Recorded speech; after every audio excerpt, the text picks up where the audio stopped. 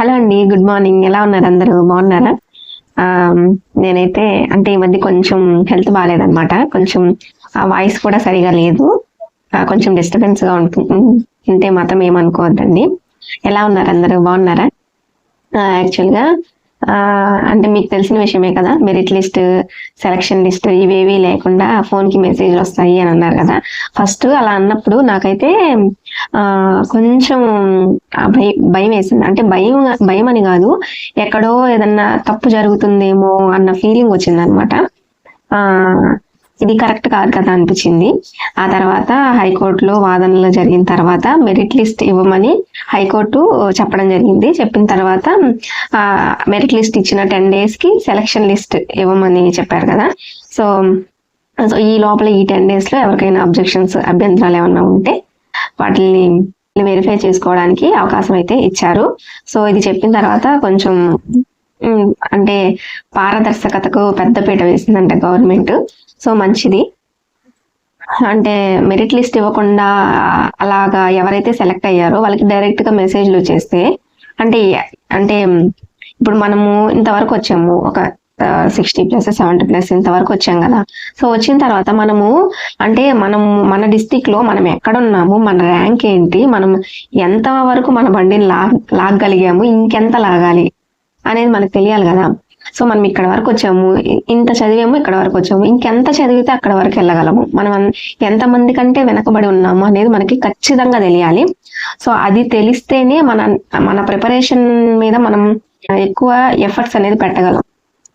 మనము ఎక్కడ ఏ ప్లేస్ లో ఉన్నాము అనేది తెలుసుకుంటే ఇంకెంత ముందుకు వెళ్ళాలి అనేది కూడా తెలుసుకుంటే ఇంకెంత ముందుకు వెళ్ళాలి అనేది మనకు అర్థమవుతుంది. అలాగే మనకి అందరికి స్కోర్ కార్డ్స్ కూడా ఇవ్వడం జరిగింది కదా. సో స్కోర్ కార్డ్స్ ఇచ్చిన తర్వాత టెట్ మార్కుల్లో ఇంకా ఏమైనా అభ్యంతరాలు ఉంటే గనక ఎవరికైనా 21వ తారీఖు మధ్యాహ్నం 12 గంటల లోపల సరి చేసుకోవడానికి అవకాశం అయితే ఇచ్చారు. సో ఇవాళ మధ్యాహ్నం 12 గంటల వరకు, 21వ తారీఖు మధ్యాహ్నం 12 గంటల వరకు అవకాశం అయితే ఇచ్చారనమాట. సో ఇంకా ఎవరైనా సరి చేసుకోవాల్సిన వాళ్ళు ఉంటే మాత్రం సరి చేసుకోండి. సో ఇదంతా ఇలా ఉంటే, ఇదంతా ఒక ఎత్తు అయితే డిఎస్సి అభ్యర్థుల పైన సైబర్ నేరగాళ్ళంట. అసలు కొంచెం షాకింగ్ గానే అనిపించింది. ఇక్కడ ఏలూరు జిల్లా కైకలూరులో 3 డిఎస్సి అభ్యర్థులకి ఫోన్ కాల్స్ వచ్చాయంట. సో మీరు బార్డర్ మార్క్స్ లో ఉన్నారు, మీరు సెలక్షన్ లిస్ట్ లో ఉన్నారు కానీ మెరిట్ లిస్ట్ లో లేరు, మీరు ఒక 50,000 పంపిస్తే మీ పేరు లిస్ట్ లో ఉంటుంది, మిగతా వివరాలన్నీ మనం తర్వాత మాట్లాడుకుందాము, ఫస్ట్ అయితే 50,000 పంపించండి అని చెప్పి ఇట్లాగా అడుగుతున్నారంట. సో డిఎస్సి అభ్యర్థుల పైన సైబర్ నేరగాళ్ళు కూడా కన్నేసి ఉంటున్నారు. సో ఎవరైతే ఎక్కువగా వాళ్ళు 55 to 70 మార్క్స్ అయితే ఎవరికైతే వచ్చినాయో వాళ్ళ మీద ఎక్కువ ఫోకస్ చేస్తున్నారంట. సో ఎవరికైతే ఇలాంటి ఫోన్ కాల్స్ ఏమన్నా వస్తాయేమో కొంచెం జాగ్రత్తగా ఉండండి. అలాగే మీకు ఒకవేళ ఇలాంటి కాల్స్ ఎవరికైనా వస్తే మాత్రం 1930 అనే నెంబర్కి కాల్ చేయండి. అలాగే 112కి కాల్ చేసి ఇన్ఫర్మేషన్ అయితే, సమాచారాన్ని వాళ్ళకి అందించండి. ఓకేనా? సో అలర్ట్గా ఉండండి.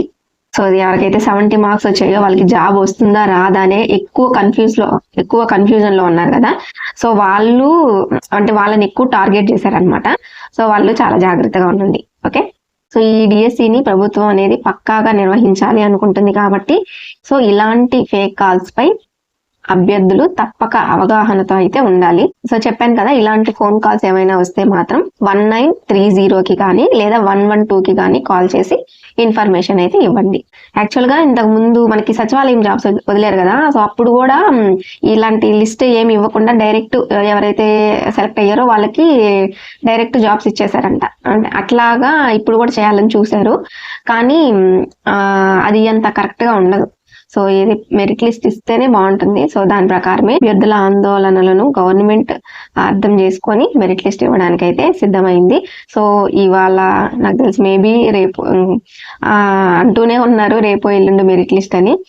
కాకపోతే మేబీ చాలా వరకు రేపు వచ్చే ఛాన్స్ అయితే ఉంది. సో చూద్దాం, వెయిట్ చేయాలి.